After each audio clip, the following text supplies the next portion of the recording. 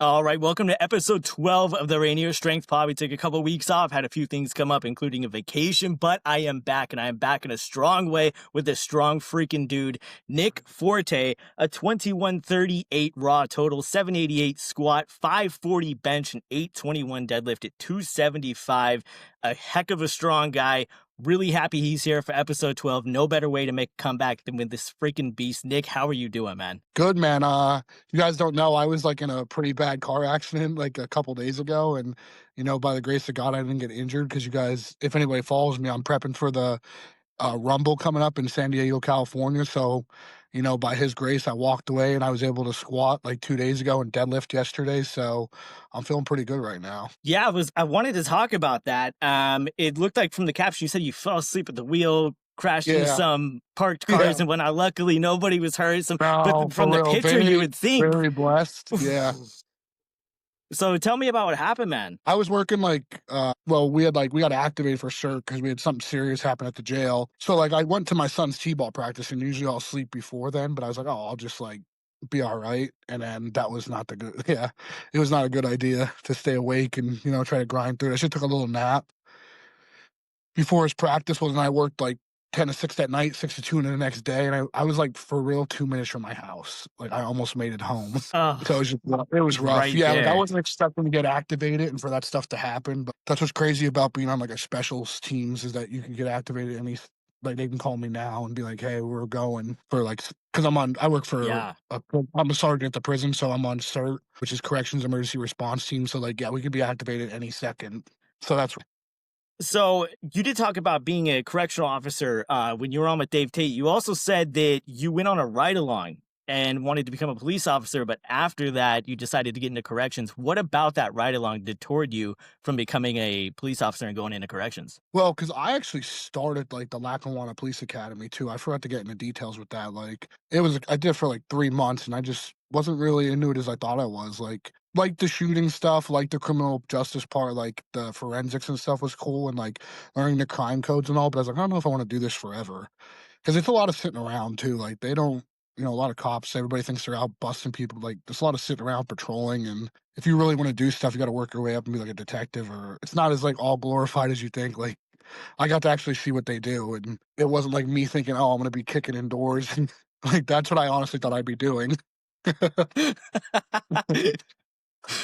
How long have you been in corrections now? Total like 10 years, all my experience combined, like county and state, probably 10 plus years now.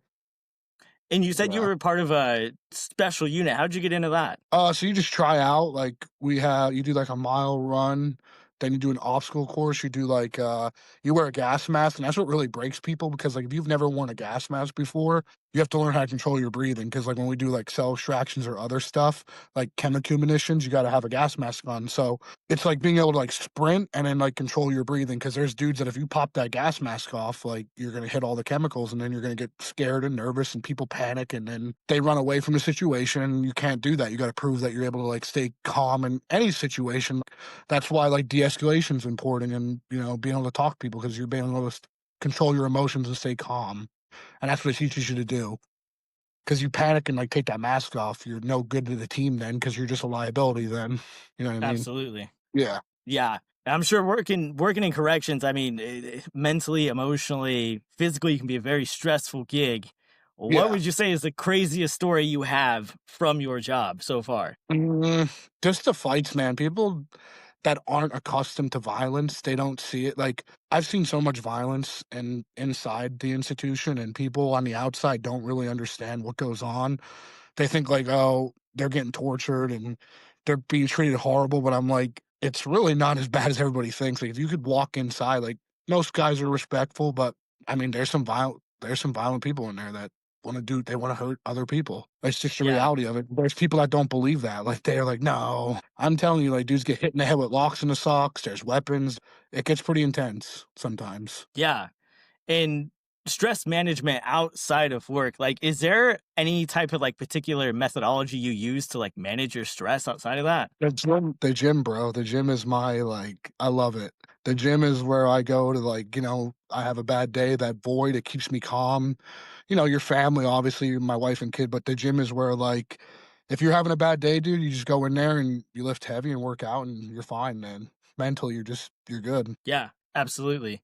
Yeah, and you were talking about in being in prep recently. What would you say for the next meet? What are your current goals for that meet? 2100 on a stiff bar would be pretty awesome because I got 2050 last year at the Reach Rumble. And I was pretty banged up and injured. Like before that, I did that meet, the WRPF meet, where I didn't even hit close to 2100 on like specialty bars. So now that I'm like healthy, I want to hit. I think it'd be really cool to hit 2100 on a stiff bar because like my deadlift is pretty close. Like I don't really gain a lot out of a deadlift bar. Like if I just pulled 760 yesterday, and I mean I could definitely pull 800 on a stiff bar. I feel like so. I'm one of those dudes that I don't really know how to pull on a deadlift bar. I'll say it'd be cool to like. Dude. It would be cool to like just get close to 2100 or total 2100 on a power bar. So then like USAPL kids and other kids like yo, I can do it on your bar too. Like I don't.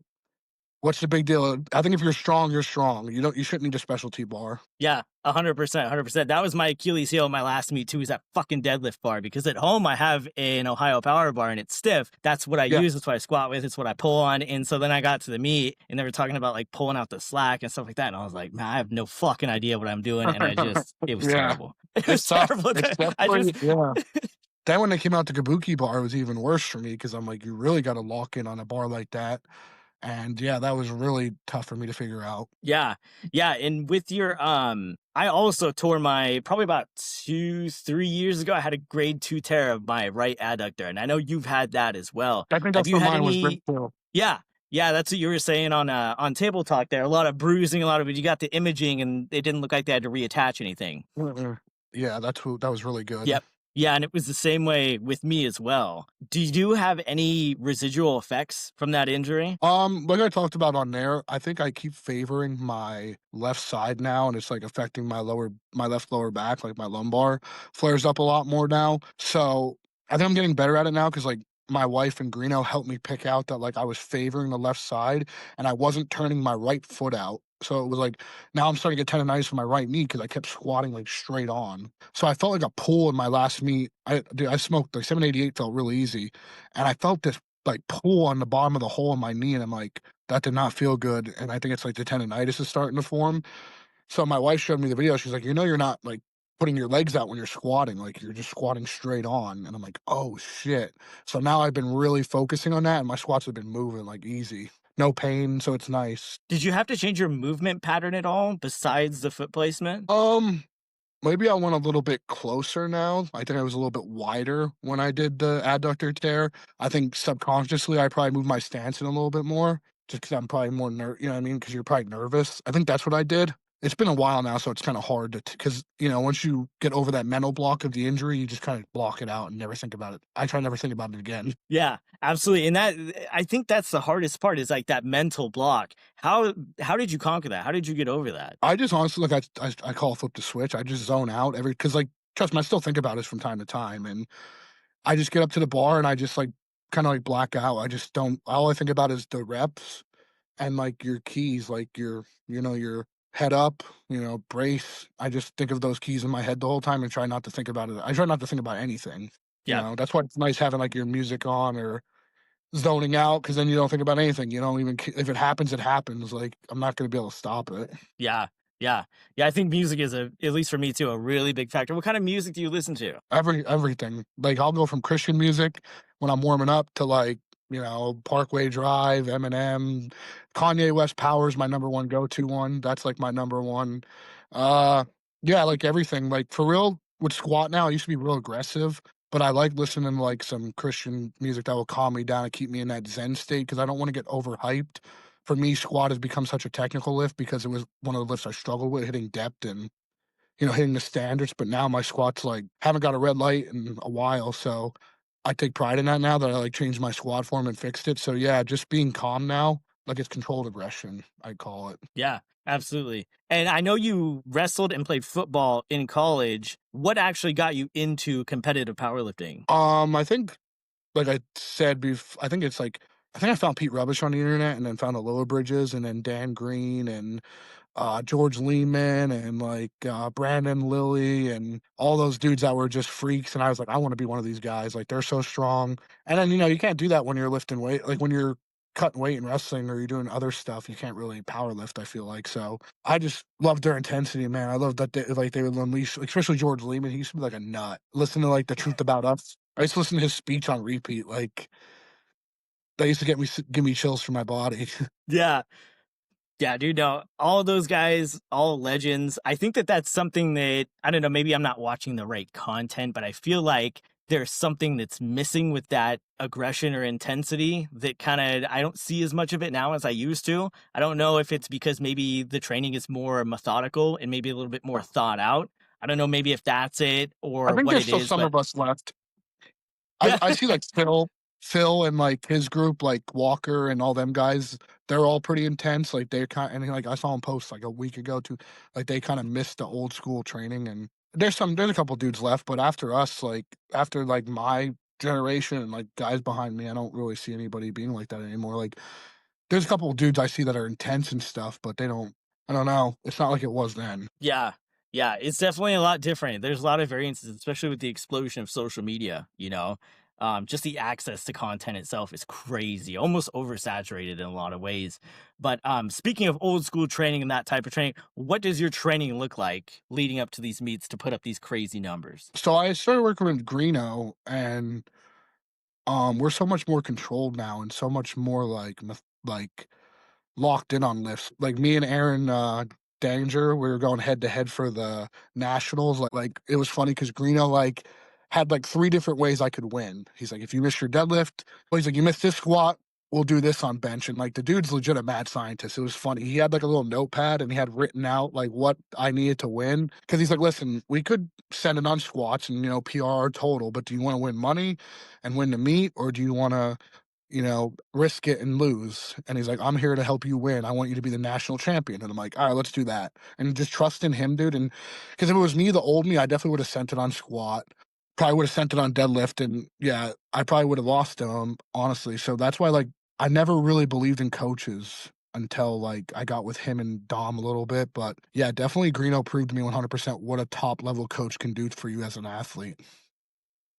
And when did you start integrating coaching into your program? Because you were doing stuff solo for a little bit before that, I assume. Honestly, before the showdown meet, because I knew like, okay, like I'm going out there, we need to be like locked in and we need to like make sure we're not burnt out for training. So probably the showdown meet is when I really started getting a coach. Because up until that point, I did everything by myself. Yeah. Um, do you use with your training? Do you use any accommodating resistance at all? Any bands, any chains, especially bars, things like that? Um, So we haven't really done a long off season yet. So we've been doing more like spotto presses, a lot of like different accessories. So a lot more accessories like in the off season from what I've seen with Greeno, but we only did a short little off season. So it was a lot more like explosion and variations. Like the low pause deadlifts really helped my deadlift come back. Like I couldn't pull 800 or close to 800 for a while. And we started doing those and my deadlift exploded again. So I think he's more like variations type of guy with his programming. So I haven't really, I mean, we're going to see when I take a long off season now what we do. So I can't really say what's going to happen yet. Yeah. And it looks like from open powerlifting, you come in at a pretty light 275. Are you planning on staying in that weight class? Yeah. I mean, after this meet, I'm probably going to cut down like 255 and stay light because I need to get like a little bit healthier, like sleep apnea and stuff. I don't want to be, and I don't want to be 275. Yeah. 5 sucks walking around at.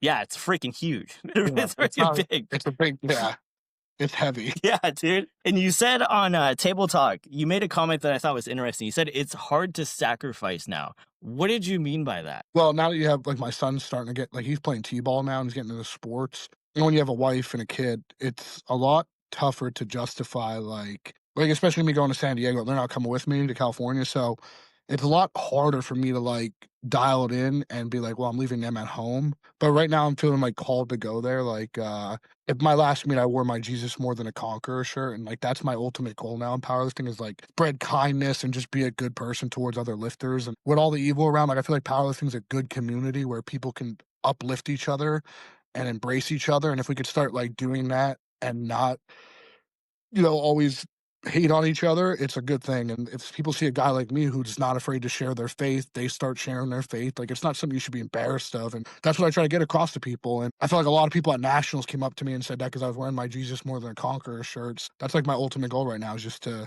try to spread the word and be kind to people that I meet. Because when I'm at the gym, if you ever met me at the gym, I'm very locked in. I don't really talk to people. So for the longest time, even at meet day, people thought I was kind of like an asshole. But I was just so dialed in, dude, that I didn't really wanna talk to people. Now I take that extra time to talk to people, and it's cool because I get random people be like, "Yo, man, I really like what you're doing. I listen to Table Talk," and it's a good feeling when people come up to me and say that because it's like, "Wow, I impacted one," because that's all you say is one person. If I can change one person, that's for the better then. Because who cares who Yeah. hates on you? If you change one person, that's all that matters. Yeah, absolutely. And you're no stranger to the hate, especially with the high squat at the RPS and just getting torn apart everywhere after that, you know. It took a lot of mental fortitude to come back from that and be like, you know, not just bow out, but be like, you know what, I'm gonna show you, come back, bury it to any federation standard and just keep Yeah, fucking killing it. It shows a yeah. lot of you know, grit, man.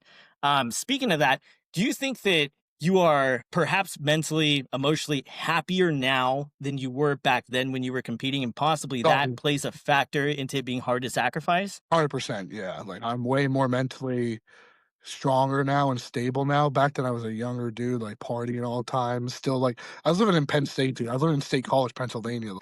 I was not everybody, like me and Dave said, I thought I was dialed in, but here I am drinking Friday, Saturday night, and then going to lift Monday. Like, I was a goofball. Yeah. Yeah, Like, not and I've living no not living a good life. Like, I was not living a very Christian-like life. I was being very, like, for this world and not yeah, like, a very dark place, dude. Yeah, yeah, and I think that the role of faith in powerlifting is interesting. You know, I've spoken with Pete Rubish, Sean Yeah, Frankel, both highly religious individuals.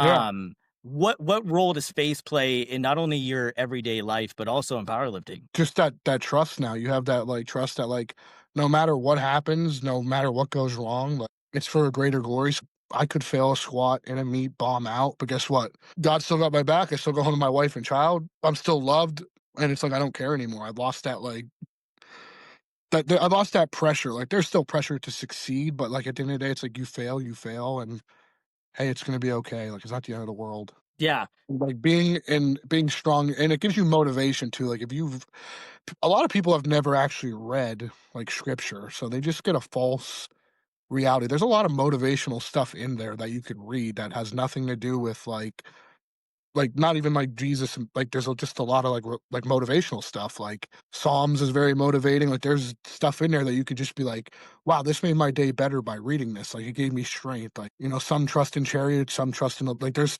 tons of stuff I can rattle off that, like, gives me, like, that chills through my body, like, this tattoo right here, I have Psalms 23. Like, it's probably a football thing. I'm already heard it. Like, if you ever played football, it was like, as I walk through the valley shadow of death, I shall fear no evil. For like, I've heard tons of football players say it. I've seen people with it on their shirts. So it gives you chills. It's like, I'm ready for war. I'm ready for battle. Some people are like, oh, it's powerlifting. It's not a war. But you are going at war with, some people are going at war for the first time with the doubt. They're back home. Like, if you're in a small town and people there never thought you'd accomplish anything, or you know, you had a messed up childhood. This is where you get to lay that all on a platform, like all that training, and that's why I love it now. Because now it's like your time to shine and show what that hard work did. So I love it.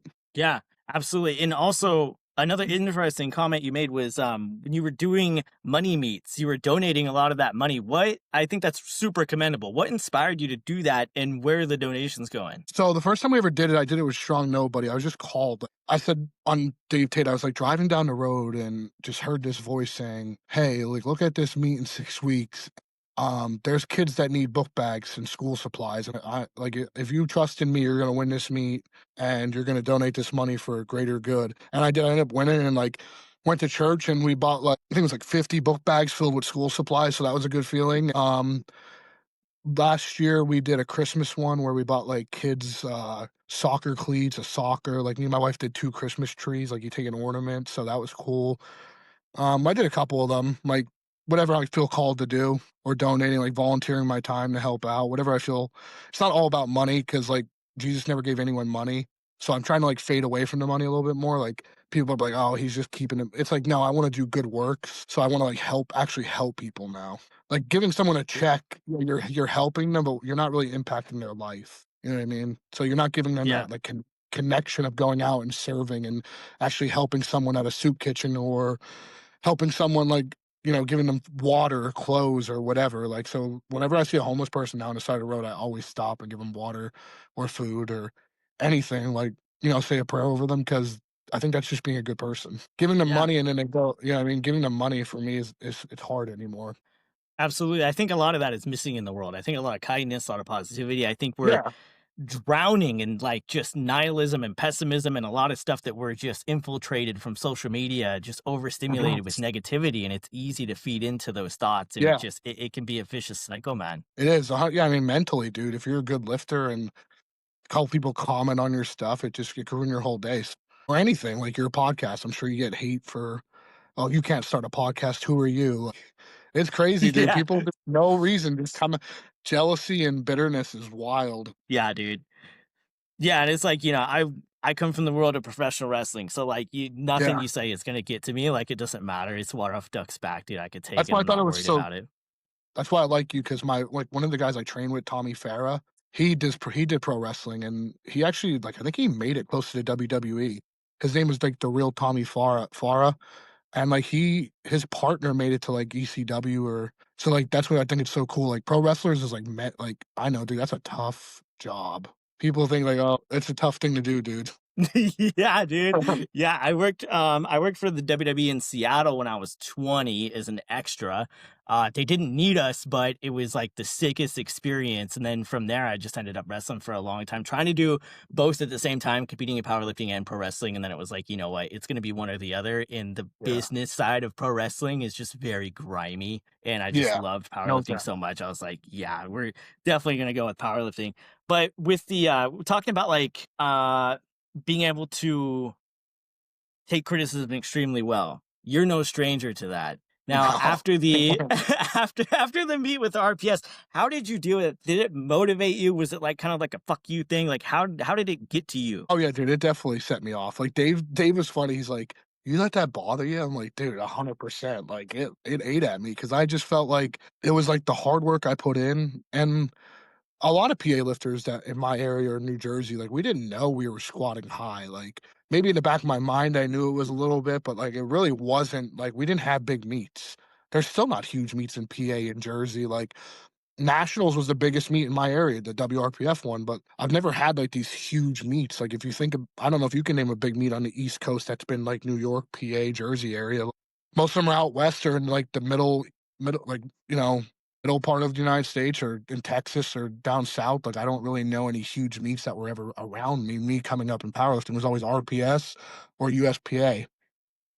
Yeah. So that's why when I did find out like Gare Fear, like, he's awesome for real. Like I hated the kid. I wanted to kill him, but he really did change my career for the better. Like I gotta give him credit, dude. Like and then when we shook hands at the showdown and he was like, yo, man, you proved me wrong. Like that was an honorable thing for him to do. He could have been like, well, he's gonna bomb out of his next. No, like he came up, he's like, dude, you shocked me. Awesome. And he was cheering for me on a like he's like, let's see what he does. And I don't think it was from a place of hate. I think he was just that passionate about powerlifting and upholding a standard that it didn't matter who it was. It could have been I've seen him call out some of the top guys. Like I saw him call Andrew House and almost get thrown on the ground. So like he don't care. Like and we need a person like that. It sucks that he kind of left and he's not into it anymore because you need that voice. Like I kind of feel like Abs is doing really well, but I kind of feel like this dip right now in powerlifting. There's like a decline. Like the surge was hyped up, but it didn't feel like I don't know what's going on with powerlifting now. It's like to me it feels like it's in a weird place. I feel like we don't have our identity, what federation or where we're going. Like I see Abs doing great things, and a lot of people don't want to get on the Abs train. And I see WRPF doing great. Well, Powerlifting United now doing great things. Like they ran an awesome meet at Nationals. Like it was one of the best meets I've been to. So it's like divided, and we just need to figure out. Okay, we're gonna have two dominant federations and start promoting them, or how are we gonna do this? So it's Yeah. tough. I'm Yeah. sure I don't know how And you feel about it. no, exactly the same way. Because now I mean, like in football, man, like you got the NFL, you got the NCAA, but at like the pro level, you have football and you have like the NFL, and that's it. And they set the Mhm. standard for what football is. And it's like if you have all these variances and federations and their interpretations of standards, then you're gonna get an identity that just doesn't exist. It's not there because this squat's good over here, but it's not good over here, and then this over here, and it's too much. Like it needs to definitely be compartmentalized into something that can be marketable because it's a phenomenal sport, but there's just too much. And we gotta stop being lazy as powerlifters, like, you gotta be willing to sit through a press conference or an interview. People just wanna, like, weigh in, go I get it, like, you wanna rehydrate and do your shit, but,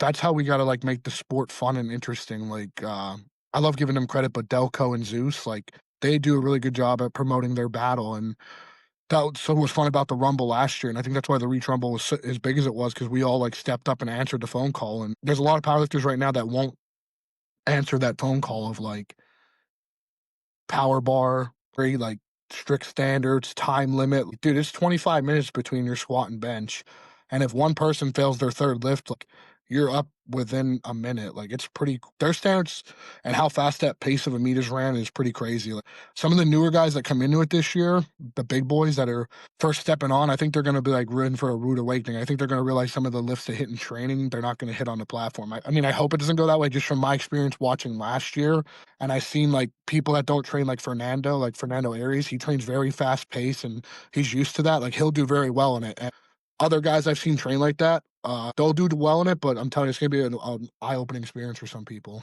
Yeah, absolutely. And I think you're 100% right with the press conference was a very good comment.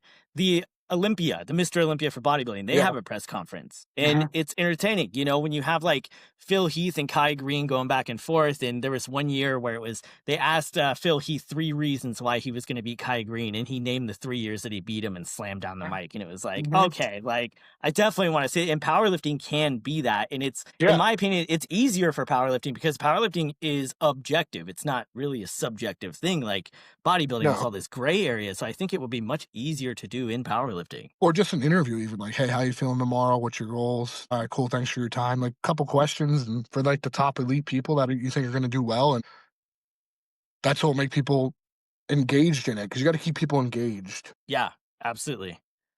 And For powerlifting, how would you recommend the meets be ran to keep people engaged? Because I was talking with Roman Mustachio, and he was saying that they need a little bit more theatrics. They need something to keep the viewer engaged. Because for most powerlifting meets, unless the spectator is invested in a family member or a friend, Uh-huh. they're not really there to watch it. But then you see Right. Hafthor Bjornsson with his 510-kilo pole, and the crowd is massive. And you see it with Uh-huh. Brian Shaw's competition, crowd is massive. So what is powerlifting missing from the meet point of view, how it's ran to draw in these massive crowds? It's tough, I think just the way abs is the primetime sessions with, like, 10 people or, like, 10 people per session or, like, the highest level, how they do, like, advanced, intermediate, and then low level, like the 550 dots, 600 range, 550 to 500, and I think that's how you keep it competitive and interesting. Because if you, like, pinned like, me and Aaron, it would've been so cool if me and him competed on the same day. Because that would've been like people would've been like, "Dude, if he hits this, he wins," or, like, if they created a storyline, like, "Okay, these are the top 3 guys we think are gonna win. This is how close they are to each other," like, "Wow, like, if Forte hits this squat, he's gonna win," like, that would've been me and him even talked after, and then the guy that took 3rd too, like, we were talking, and it was cool because we were all like, "Dude, it would've been sick if we all competed on the same day, even though we were different weight classes, but we all had, like, such a close dots." Yeah. Yeah, and like that could come down to the federation doing a better job at promoting their athletes. I mean, the UFC does Uh-huh. it pretty fucking well. You know, like there's a lot of other sports organizations that do it well. I mean, look at what the UFC did for Conor McGregor and vice versa. Like Mhm. we could have a lot more promotional content in powerlifting, but I feel like honestly, some of the federations are just a little lazy about it. They did good promoting it for every single lifter, like, they did treat every lifter the same Mhm. at the meet at nationals. It just sucked, like, waiting to weigh in and stuff and, like, doing the equipment check because there were so many competitors and there was 2 sessions that, like, that took forever, but I can respect that no one was treated any better than anyone else, like, we were all equal that day. Like, you took a number, you went and checked in, like, it was just very organized and very, like, I don't care who you are, what dot square you have, like, you have to wait in line like everyone else, so that was, cool. I was like, "Whatever." Yeah. Yeah, I think that, like, it would be cool if you had whatever federation, they have their nationals or their world championships, and you have, like, a video promotional package, like, Mhm. something with the top guys coming in, give them a few words. Obviously, if it's like a world championships or a nationals, it's condensed down to just the best people, so you know you're gonna get some killers there, Like a and put out poster. a Yeah. video package. Yeah, exactly. Like that poster I have downstairs, it's like framed and I'll have it forever now. It's like the coolest thing I've ever got to see. Like the Yeah. Reach Rumble poster, yeah, like that was awesome. Yeah, and little things like that go a long way for just creating emotional investment from the viewer, Uh-huh. which is what we need. Like, we need the Yep. spectator to be emotionally invested in the product. Mhm. Yeah, I agree. It's just tough Yeah, right now. man. It is, Somebody it has is, to but step up. exactly, it leaves a lot of opportunity. That is the silver lining, is it does leave a lot of opportunity for someone to come through and really try to, blow things up. Mhm. Um, so with you being, hovering around a 275 body weight range, what are you eating to fuel that machine, man? Because that's huge. That's a big body weight. Pretty healthy throughout the week. Like a lot of chicken and steak and rice. I'm like pretty simple. My wife gets mad because I like the same stuff over and over again. Like I could just eat like breaded chicken, steak, pot roast. We eat like spaghetti. Like I eat like the same meals over and over again. Like I'm not a lot of variety. So she gets mad because she's like, "You're so easy to cook for, but you're so hard to cook for because you won't try anything new." So I mean, pizza. I love my pizza, and I do fast food once in a while. Like if I'm like running late to work and I need to get like some calories in, or just food before the gym, something like that. Like so, yeah. Like nothing. I'm not like super clean eater, but Yeah. pretty decently healthy. Yeah.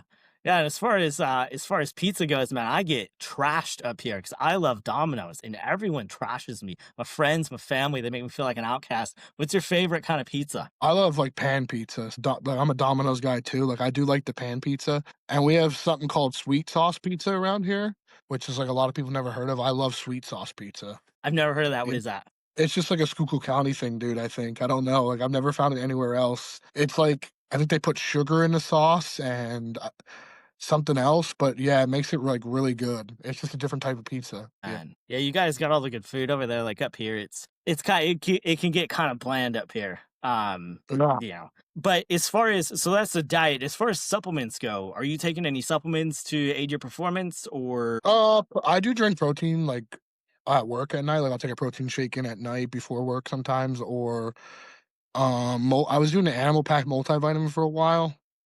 I'm big on peptides, like the BPC and the TB500 have kept me like together because I think I might have a tear in here, which sucks. Like we're gonna go look at it after, and my bicep tendon, like my tendon right here, and yeah, this been like really that's been like keeping me healthy. But no, I'm not like huge on a bunch of supplements. I mean, I've been taking Sup Dogs pre-workout now because it's pretty legit. I just got like picked up by them and I like what he stands for, the owner, and I start trying their pre-workout. I'm like, wow, it does last really long. Like it doesn't like make me crash during my workout. Like a lot of pre-workouts I'll crash from and then I feel like shit. But no, I had like good energy through it with his stuff, so that was cool. yeah. And as far as the peptides is an interesting one because some people take them, they say they don't feel anything. Other people are like it's a game changer. So for you, is this something you use on a regular basis? In meat prep, yeah, definitely meat prep. It's more like a Band-Aid, I feel like. Like, I Yeah. don't know if it actually ever heals it. Maybe I just keep beating it down and I don't give it time to heal. But it definitely is like I think it's a Band-Aid. Like the pain's not there as much during meat prep when I'm on them. So I think it's like more of a Band-Aid right now for me. Yeah. It stops the bleeding for now, but the bleeding's gonna come back as soon as I get off them. Yeah. Hey, as long as it gets you to the meat, right? Yeah. So with like your mentality talking about like the aspect of sacrifice and things like that, do you have a spot that you feel like you're going to get to where you can walk away from the sport or are you going to let the sport retire you? So I did tell everybody like on Dave Tate I want 2200. But I don't know, man, it's tough on my body right now, like, if I could put one salt meat prep together and maybe get there before, because I do honestly wanna, like, start my son's getting older, and I do wanna get my passion's in helping athletes and helping people, so I do wanna get back into, like, coaching football or wrestling, and dude, there's just something great about working with, like, kids and, uh, young adults and kids that when you see somebody just, like, the looks, dude, how you can motivate them to run through a wall.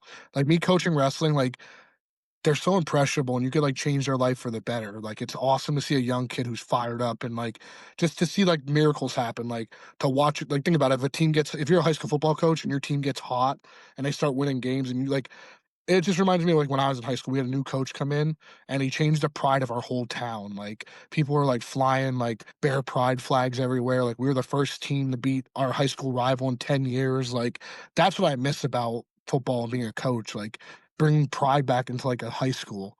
Because right now, my high school kinda sucks again, and, like, I don't see the pride, I don't see the yeah, I don't see anything I don't really see it anymore with, like, my school, so it kinda bothers me. So is that something you would want to get into, coaching football or wrestling or both? I would definitely do one only. I don't think you can be successful in both nowadays. It's not the 1980s or 90s where your coach could be both.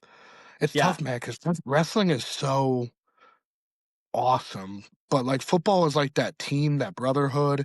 Like some of those dudes will be your friends forever. So it's tough. Like wrestling, you can impact one kid's life forever. And it's tough. I don't know. I think I'm more passionate about wrestling because I'll take the kid every day that will stay after practice and run and but like if you have a team and one or two kids aren't like, locked into the vision, it could be a poison for the whole team. But wrestling, like you get two kids that are successful, you take him becomes a state place winner and he changes his life forever, like that's a good feeling. So it's Yeah. tough. Yeah. 100%. And speaking of football, you are from Pennsylvania, is that correct? Yep, PA, yep. Yeah, man. So I get this all the time up here. So I'm from Tacoma, probably about 30 minutes outside Seattle, born and raised in That's not Washington. But I have been an avid Steelers fan since I was 8 years old. oh, that's funny. So That you're all the so way I out gotta west. ask, yeah, so I gotta ask you now the same thing. Being a Pennsylvania dude, why the heck are you a Dallas Cowboys fan? Oh, dude, my dad I think my dad's a huge Cowboys fan, so, like, my pap was an Eagles fan, which is funny, so just probably wanting to be like my dad, and he, like, raised me into Cowboys, and he cursed me forever, and now I curse my son, so it's a bad thing, but yeah, like, now my son has to live through a lifetime of, like, disappointment, so I would live through a lifetime of disappointment, and then, like, yeah. I mean, I like Penn State. I love Penn State, but I fell out of love with them for a while because I grew up like my dad liked the U, so I loved Miami, dude, the Hurricanes for college football. Because watching the documentaries and stuff and growing up watching, like, that 2000s Miami team, I was a huge Hurricane fan, but I always liked Penn State, and then when I lived out there at State College, I really got, like but Penn State's the same way as the Cowboys, they just freaking let me down, and I'm like, "You can I can't have 2 football teams let me freaking down like this." 'Cause there's many a time where, dude, they have just, like, crushed the Cowboys have crushed me. Yeah, well, especially all those years with Tony They almost Romo, crushed me man, because today. like, yeah, Yeah, yeah, they almost yeah, crushed me dude. today. Yeah, I well, was at least stressing. fuck, at least you guys won, man. Have you seen Uh, that documentary on Netflix with Jerry Jones? yeah, it's awesome. Dude, That's it's really that's a good one. dude, it's so good, man. Back in the glory days with Aikman and They were wild dudes too, man. They were a bunch of freaking goons. Michael yeah, Irvin dude. is some Michael Irvin's hilarious. Yeah, dude. Emmett Smith, man. I loved Emmett Smith when I was a Uh-huh. kid, dude. I I know, I wasn't had his supposed jersey. to, but Yeah, yeah, I loved him too. I had his jersey. That was probably one of my first ever jerseys I had, I think. yeah. What position did you play in college? I didn't play football in college. So in high school Oh, though, okay. I helped out at Lackawanna for a year. I was kind of like a coach player because I ran a triple option and they were starting to run it. So like he was like best friends with my coach. And dude, there were some freaks there. I wasn't even on their level because it's a JUCO, it's a junior college. So like that's where I finished my degree at. Um, and them dudes, like I remember if you remember what's his name from the Bears, Kevin White, he was there and then his brother who's on the Eagles, Kaiser White or Keon, one of them. So there was just like freaks, dude, of nature. Like I actually saw what the D1 level was about, and I'm like, this is insane. Yeah. But I Yeah, played dude. fullback. We ran a triple option, so I was pretty much like the hard nose, like get you the first down, break a couple big runs here and there. But yeah, Yeah. So like freaking Mike Allstott, dude. yeah. But my quarterback was really good. He ran for like 5,000 yards in 3 seasons. So yeah, Jesus, dude. he was a beast. Yeah, because he was so good at reading it, dude. And like I was just, we were good at like disguising if I had the ball, and he would just pull it. Yeah. So Yeah. because your That's quarterback's fucking everything in an offense like that. Yeah. oh, dude, 100%, dude. Absolutely. So you have a raw 540-pound bench press. That's a I don't care what anyone says. That's a massive freaking Yeah, bench press, dude. So, yeah. what helped you build that bench press? Like, what did you notice were some key factors in building that huge bench? I used to do I got away from it, dude. I used to do a lot of dumbbell work when I was younger, and we did a lot of reps. Like, we would just rep out 225 challenge, 315 for reps. And I used to just do a lot of building, and I think I kind of got away from that. And I just kept trying to go heavy, heavy, heavy. Like my bench is slacking right now. Like I haven't hit over 530 in a while in a meet. Like I almost had 529 at this last meet, and they called me for downward motion, and I locked it out. I mean, Greeno tried to challenge it. It didn't feel like I went down. It just felt like I was grinding really slow. Because if you ever watch me lift, I grind every lift. Like, and I mean, good on her. She called me for it. I'm not gonna argue with her, but yeah, it looked. I felt like I locked it out, but it's all good. I mean, but yeah, just a lot of triceps, a lot of dumbbells, a lot of like for real, we did a lot of reps. We would do like a fun day where I'd come in and rep like 405 as many times as I could, and yeah, it would I did a lot of stupid shit like that. What was your best repping 405? It's just like crazy. What was your Me and best my rep with brother, that? we were competing against each other once. He did 10, I did 12 reps. Yeah, one Jesus, time. dude. Yeah, one time we were messing around and we were competing against each other, and he did 10, I think I did 12. How often a week are you benching? How many times a week? Just once now, just one time a week, yeah. Before that, your frequency was a little bit higher. Are you doing It two? was like twice a week, yeah. I was doing like an incline day and a flat day especially when I was at 242. I think I benched a lot more frequently.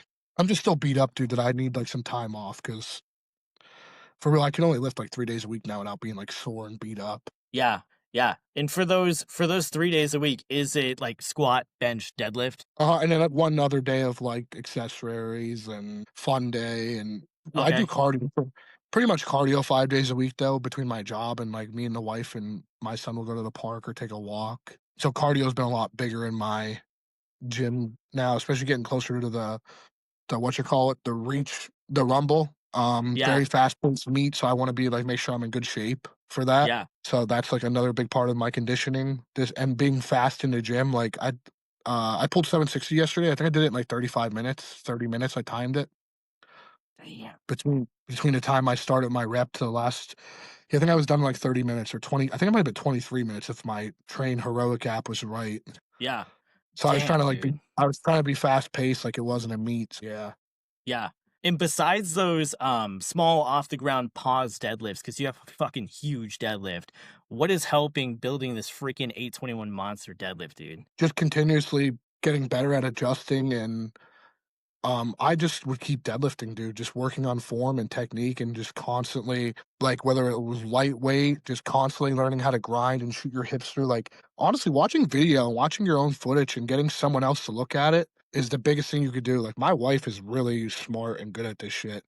Like I remember I kept having this problem where my hips were like shooting up and she's like showing me in the video and then I adjusted it. Or Greeno, I'd send it to Greeno and he'd be like, this is what you're doing wrong. And now I've gotten to the point where I'm good at doing it. Like one of my best friends from the jail, he's doing his first powerlifting meet in 2 weeks.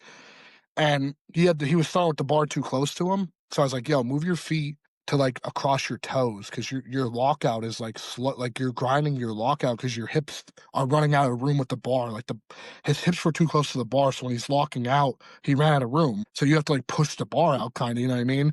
So he fixed it, and then he started like repping 600 for three. I was like, damn, he's a big boy too, and like he's strong as shit. Like his first ever meet, he's probably gonna do like over 600 squat, like a 480 bench, over 600 deadlift at 275, and this is his first ever powerlifting meet. And I'm like, holy shit, yeah. Dude, Jesus. I work with him at the And prison. He's a freak. dude, that's fucking nuts. And There's for some strong your boys in our area. oh yeah, dude, I imagine too, like in the prison. I mean, did you say they took the weights out of the prisons? Is that right? We have some left in our yard. We're the only state prison where I work at that has like they're like the skinny bars with the weights welded on. We're like the only, and they have a couple dumbbells. We're like the only jail left that has them. But no, there's weights in the gym. Like they squat and shit, and they work out. Yeah, yeah. They work out more than us, dude. There's a lot of CEOs that are sloppy and do not look the part. They all don't look like me and other people. There's a lot of like people that should take their health a little bit more seriously. I'm sure you've It- seen, dude, like some cops and COs that you're like, what the hell? oh yeah, dude. Yeah, yeah. Like I go to a lot of metal shows, and when I'm in Seattle and stuff, I'll see some cops and stuff, and I'm like, oh man, if something goes down, like Right. Yeah, I don't know if usually you if can they're handle that, dude. usually if they're not on like a special teams or they're not working out, they don't really take care of themselves at all. Yeah, yeah. Yeah. Yeah. And what about your squat is freaking huge too. What are you doing for squats? Do you ever incorporate anything like SSB camber, box, anything like that, or is it mainly a lot of straight bar?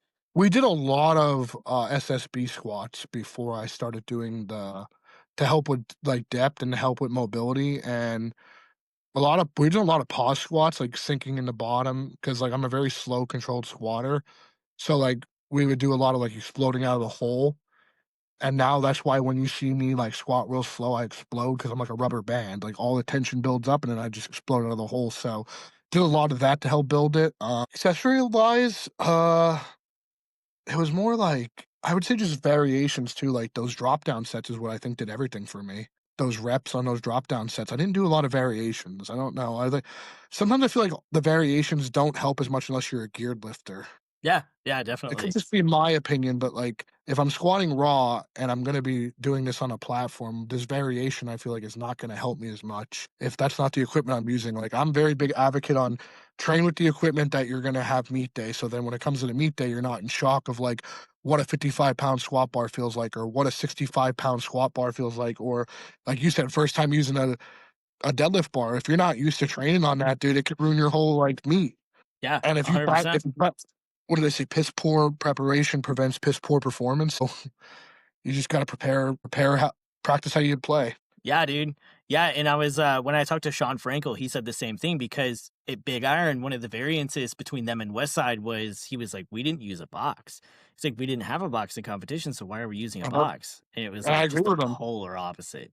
Yeah. Yeah, I do like and I mean, there's benefits to it, dude. Like, there's a lot of athletes that use it, and obviously there's Yep. weaknesses, but I'm just huge on practice how you play. Like, I have to drive to Ambition Gym, like, Iron House is my local gym, but I have to drive there to squat because it's the right type of squat rack that I'll be using to walk out. So, like, I'm not gonna ever train in a monolift if the meet's a walkout and a collapsible one. Like, why would I do that? It just defeats the purpose. Yeah. And there's And then some it's people that it doesn't bother them, but I need that mentally and for the prep to go well. yeah, that makes sense. And it's like at what point does the tool become a crutch, right? Yeah, because I don't care what anyone says. I think it definitely affects you too. Like, you'll see people's numbers hit in meet day because they might have been practicing on this certain ton of monolift at their height on, and then you go try another monolift, and then like the heights are all different. So then when you swing out when the mono swings, you're like messed up when you're on the platform. Yeah.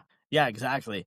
And, like also false sense of security with accommodating resistance. I remember like in the West Side versus the World documentary, they were talking about, Chuck V, like he would squat what would be the equivalent of like 1400 at the top. And then he would get to the meet and it would Yeah, be nowhere close. And they were, scratching their head, like, what is going on here? And it's like, well, it's not the same. It's not transferable. no, it's definitely not. Yeah, absolutely. And speaking of like West Side and kind of the history of the old school guys, I've asked a few people this question. If you could train with one person, dead or alive, who would it be and why? Oh man, that's tough. One person. Mm, I'd want to deadlift with Pete Rubbish back in the day. Because we both would just be, like, not talking and just walking up and ripping the bar. With, like, I wanna be on a bunch of Halo and Trend with him, just fucking losing our minds at a gym, you know what I mean? Just taking turns walking up and rip just taking turns like psychos walking up and ripping the bar. I think it'd be so cool. Like, That's awesome. us before we're, like, calmer now, you know what I mean? Now, being him, we're both, like I see how he is now, he's definitely a different type of person. Yeah, just put us both on, like, 1,000 MIGs and give us Halo and let us see what we could do. Yeah, I think it'd be a good video. oh yeah, dude, absolutely. He yeah, he's awesome and he's a great, great human No, being dude, and because we someone train the same way, like, I don't talk at all when I'm at the gym, like, my brother's the total opposite, he'll talk your ear off for an hour, but, no, I'm just dude, I'm in and out, like, I'll talk here and there, maybe when I'm done my workout, I'll talk to a couple dudes I like, but I don't know, I'm just there and I'm just, like, focused, I'm dialed in. Because like, if I start yeah, talking, I get relaxed, I get out of it, I'm not, like, focused on the squat, but so, yeah. yeah. For your programming, do you work off a lot of, like, percentages, or is it more, like, RPE based? Like, how does your programming look? Uh, so I've kinda just let Greeno take the keys. I think it's more off of numbers, so I'm gonna say percentage based because he has, like, the numbers programmed, and I think it's all percentage right now. I don't know if it's RPE. I've never really heard him talk about RPE, but he might train people differently. Like, with me, it's all been percentage based from Yeah, what I've seen. absolutely. Yeah, And he's cool, like, he's let me take the reins a little bit too, like, we'll have a day where it will have my squat, and then it'll be a fill in the blank, like, you pick your numbers that day for your singles and doubles to see what you could hit.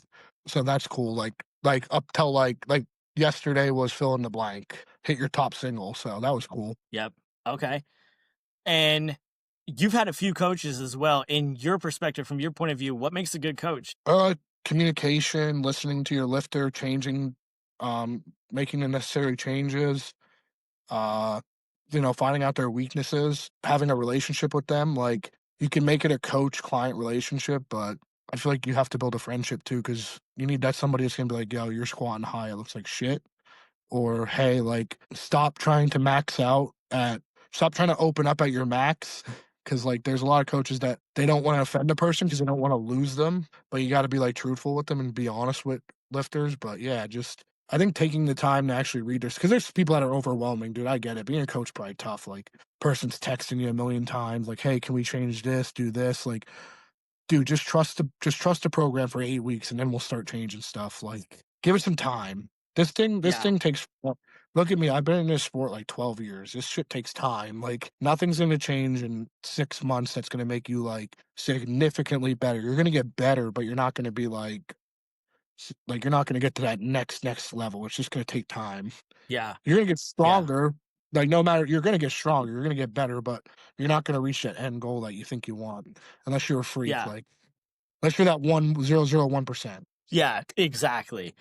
Yeah, there's a lot of instant gratification in a lot of things in life, especially with social media now. It's like, "What Uh-huh, have you done for me lately?" Right? Type of uh-huh, mentality, and that can put a lot of pressure on people to perform at a certain level, risk injury, and get an early exit from the sport, right? uh-huh. And I said picking numbers as a coach, you need to know what your athlete is, capable of doing meet day, because like, Greeno picked my numbers perfectly. We legit shoulda went 9 for 9, but we scratched my 3rd squat because I told him I was a little sore. He's like, "I don't wanna push it." But yeah, just picking numbers, making sure your athlete's prepared, and for real meet day, communicating with them, keeping them calm. They're gonna be Yep. nervous. It's their meet. Yeah. So, yeah, just doing that, especially it's meet day for them, dude. This is what they've trained for, like, just communicate with them. Don't ghost them, like, because 'cause I've heard horror stories of, like, people not showing up or just ghosting them meet day. Like, dude, they're already in a ton of stress and anxiety and panicking, and you're not answering them, like, you're a shitbag. You've been taking their money for how many weeks, and you're probably just plugging in numbers, and there's a lot of scumbags out there. Yeah, absolutely, man. Speaking of meet day, people are motivated by different things. You hear like someone like Dave Tate has talked about, fuck winning. I just want to do my best and beat my fucking numbers. And you hear someone like Mark Belly's like, I have a fucking kill list. I don't know what you're talking about. So for you, what motivates you on meet day? Is it your own numbers? Is it adversarial? How do you look at it? It all depends what meet it is. Like, nationals obviously was to be a national champ and win the dog chain and bring home the check. And the numbers, I thought I was chasing a total there, but it was really just about winning and, having, more like glorifying, God and actually trusting in him in the process.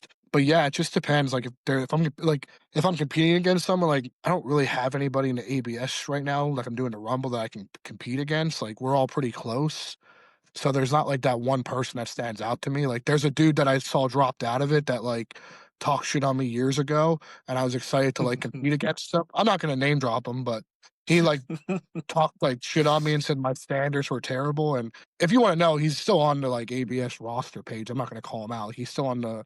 I guess he's not doing it now because he did the surge. But yeah, I was excited to compete against him just to meet him in person and be like, so, bro, like, you said all this crazy shit about me, but let's compete against each other now, and let me see me beat you by over 150 pounds. 'Cause I'll take gratification in that, like, you never once messaged me and said, "Hey, bro, good job, like, you changed it. Now I'm gonna come after you, I'm coming for your neck on the platform, I'm gonna embarrass you." And I could be cocky, like, I'm a humble dude, but I will be like, "Yo, I just out-told you by 150 pounds, and you talk shit on me saying I squat high, but now I'm gonna, like, call you out and be like, 'Yo, this dude's not on my level, like, look where I'm at, look where you're'" 'Cause I could be like that, I try not to be, but it's like, if you're not gonna respect me, I'm not gonna respect you either. I'll like, I could flip that switch, as they say, dude. I could be like that dude that's like, "Who are you? Like, you're not even close to me, dude. Like, we're not in the same flight. You're down here. Yeah. I'm up here." I'll go back to that Conor McGregor side, dude. Like, I'll start being cocky. I always have that inside of me. Like, I love it. So, like, I was hoping to do that because if you would have came up to me and be like, "Hey, you know, I love what you did with your career, how you changed in powerlifting," but if he didn't, I was gonna be like, "Hey, here's the messages. This dude called me out at this time. I just want to say I did this." Yeah.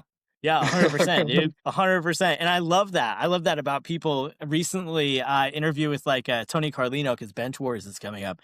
And he name dropped a few people, like, where are you, essentially? Like, are you gonna Yeah. come or what? And like, I was like, man, dude, if I heard that and like I was in the sphere of like this person's pretty close to me or whatever, I'd be like, fuck you, like 100%. I'm Uh-huh. dropping whatever I'm doing and I'm showing up here because I just got called out. Yeah, there's nobody that really bothers me. Like, I don't really get like, I get irritated with some people that like talk a lot and they're very strong powerlifters, but they won't show up to a power bar meet. Like I said, this is a power bar meet. Like, hey, you're pulling 800 on a kabuki bar or a deadlift bar. What are you going to pull on a stiff bar? Can you pull that on a stiff bar? Are you worried that you're not going to be able to hit your numbers on the stiff bar? Like, strong is strong. If you're a powerlifter and you're strong, like, can you do it? And that's what I think separates a elite powerlifter from just a specialist lifter. Because if you're lifting on a specialty bar and you can't get close to that total on a regular bar, you're just a specialist powerlifter in my eyes. Yeah. So that's Yeah. why I think it's cool. Like, that's why, like, I saw that, like, ABS called out Phil and what's his name? I'm like, dude, Phil could go on any. I've watched Phil in person. Phil could walk up tomorrow and total fucking 2,300 on a stiff bar. The dude's a freak. But Yeah. there's other people for real that I just don't see it. I don't see them doing it, and I see them dropping out, and I'm like, "Oh, it's a shame. I wanted to see if they could actually do it." Yeah. Yeah. And Phil's a great example. He's a freak. I mean, you got a guy Yeah, that just kills in every category he goes into. It's like, man, this guy's very versatile. yeah. Like, I would never talk shit on him because we're friends. He's a good dude. Like, we came up through it together getting shit on. So we Yeah. both have that. We Yeah. both have that. We have that bond of getting like shit on together by people, Yeah, and he's a fucking animal. And speaking and he of has that, different like kind of goals. yeah, yeah. And that versatility, speaking of that, have you're extremely strong raw. Have you ever thought about equipment? Have you ever put on any pieces of equipment? I mean, I didn't. So I started in wraps, dude. I was like one. If you look back in like 2018 at the open powerlifting rankings, when I hit 2,100 at 242, I think I was like ranked number three at the time behind T Cummings and like I don't know if Wong was on there yet because I don't know if Wong did wraps or he was sleeves.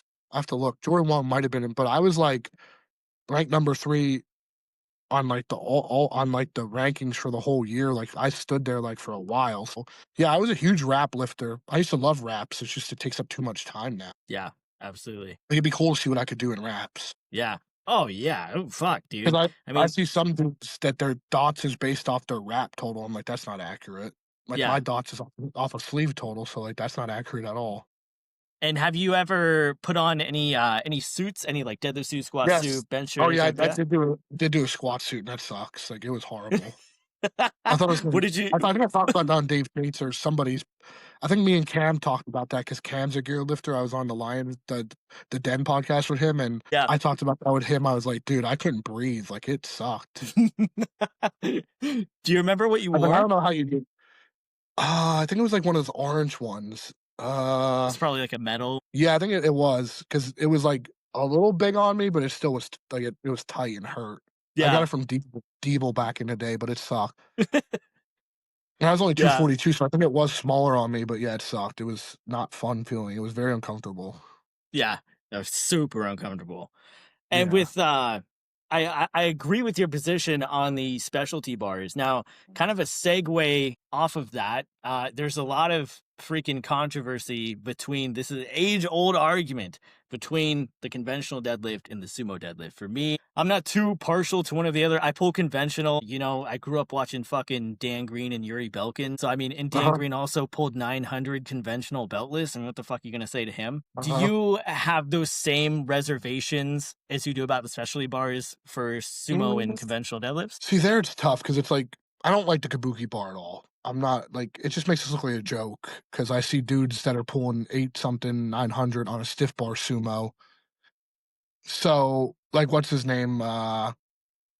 The Colton, he's pulling fucking, and it's just a regular deadlift bar. He's pulling almost like 1,000 pounds. So I don't know. It's tough because like, dude, they just learned how to master their leverages and they master their technique. So like, they're super strong, and I bet they still could pull a lot conventional. So it's not like they're weak dudes, but there Yeah. are some dudes that I've seen now that aren't in the sport as much anymore that only had a big deadlift because of the deadlift bar. Their squat was like not good and their bench was shit.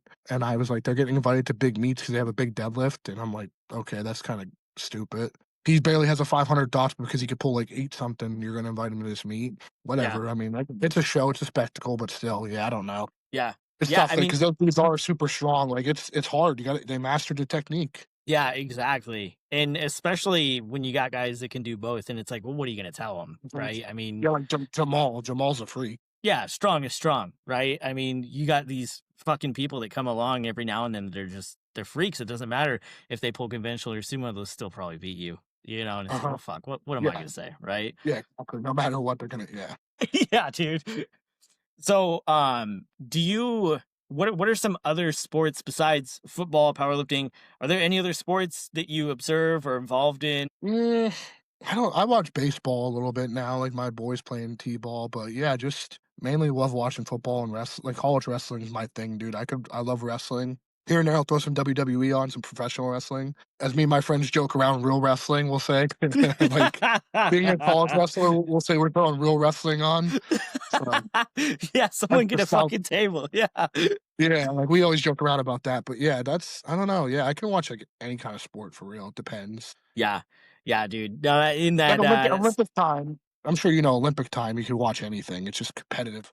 Watching people compete is fun. absolutely. I Yeah. mean, I UFC is remember they awesome, Oh, dude. The best. you The know, best. so Yeah. I love MMA. Huge on UFC. I like that's where all of my Saturdays pretty much go. It's like, well, yeah, I gotta block out 6.5 hours for this fucking yeah, card. So there you go. you wanna come do something like sorry man, the fights are on, you know what I mean? Mhm.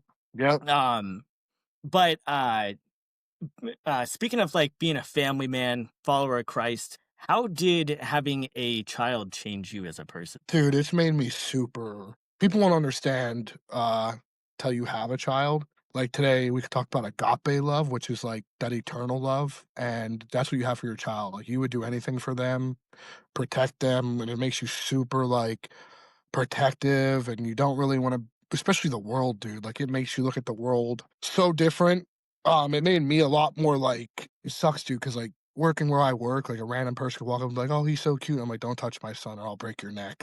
It makes you super protective and scared. You're just terrified too, because it's like, if this little thing, like, if something happened to it, you'd be broken. Yeah. Like, this little person, like, and something happened to them, it's hard. Yeah. It's the best feeling ever being a dad because they look up to you like you're their hero. And I think that's Yeah. why I work so hard, like working doubles and powerlifting and stuff, because I want my son to be like, "That's my dad, I'm proud of him." And I think that's the best feeling about being a parent is that you wanna be like their hero. I think I put that on my one powerlifting video, it was like, "What fairy tale story do you wanna tell?" It was like a Yeah. motivational thing. It was like, "What do you want your kids to look at you and say, like, how do you wanna be remembered by them?" Like, my dad was a hard worker and loved me and took the time to play with me, and kids remember that. Yeah. Yeah, and I would imagine that it provides a lot of introspection. Yeah, like, I remember my dad tackling me as a kid and playing football with us, and, like, if you had a good parent unfortunate if you didn't, but, like, my dad was always really having like, shooting basketball with us and stuff, so we always had fun. Yeah. Yeah.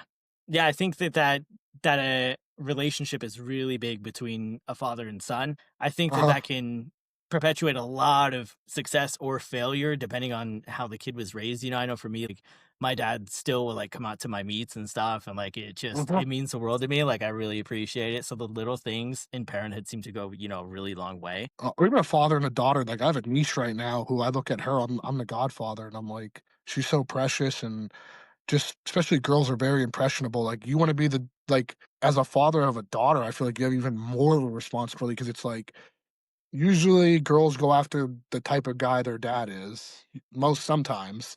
So it's Yeah. like, do you want your daughter to go after a hardworking Christian man who shows you how to lead and be a leader of the household and is like respectful, or do you want her to go after this other dude who doesn't care? Yeah.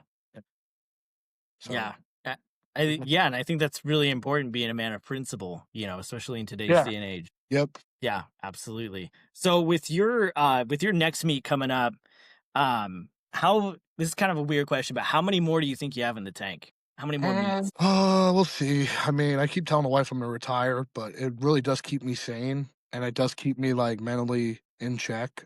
And it's hard to let go. I think I'm at that point now where like I'm ready to let go, but I'm scared to let go at the same time.